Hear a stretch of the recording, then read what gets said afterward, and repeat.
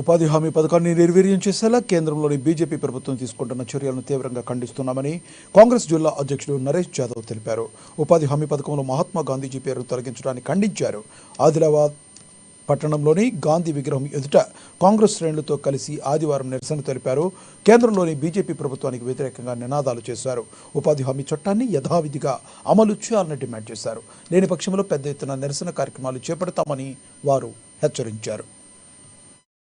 ఈరోజు ఆదిలాబాద్ జిల్లా కేంద్రంలో మహాత్మా గాంధీ గారి స్తూపం వద్ద ఆదిలాబాద్ జిల్లా కాంగ్రెస్ కమిటీ ఆధ్వర్యంలో నిరసన కార్యక్రమంలో ఈనాడు ఈ కార్యక్రమం ఎందుకు తీసుకున్నామంటే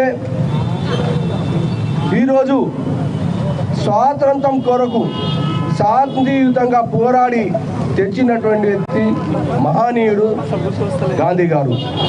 మరి అలాంటి వ్యక్తి పేరు మీద ఉన్నటువంటి ఒక పథకం అంటే మహాత్మా గాంధీ గారు ఏదైతే గ్రామ స్వరాజ్యం అనేటువంటి కళను కన్నటువంటి ఆ కళకు అనుగుణంగా ఎంజీఎన్ఆర్ఈజీఎస్ పథకాన్ని తీసుకురావడం జరిగింది.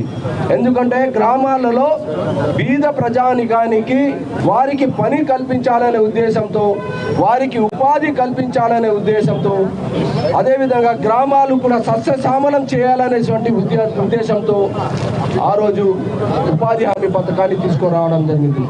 ఆ ఉపాధి హామీ పథకం పేరే ఎంజీఎన్ఆర్ఈజీఎస్, మహాత్మా గాంధీ గారి పేరు ఉన్నటువంటి పథకం. మరి నేడు మహాత్మా గాంధీ గారి పేరును తొలగించడం బీజేపీ ఉద్దేశం ఏంటి? అసలు మీకు ఎందుకు ఈ ఆలోచన వచ్చింది? అసలు మీ దేశాన్ని ఏం చేయదలుచుకున్నారు?